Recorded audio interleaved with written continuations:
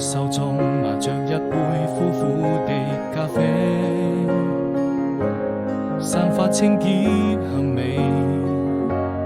我的心還在期待着誰，想問這個世界哪裏是最美？是否愛情都會讓人沉醉？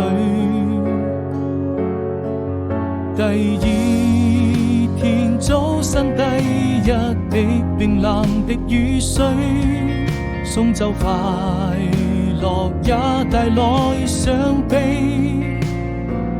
那晚風就像你為我留下祝福的眼淚回來，再給安慰，再說一聲寶貝。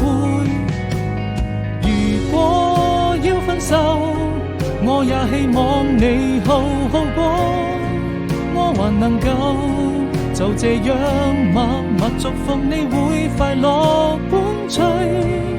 記憶慢慢枯萎，世上沒有一個人懂我的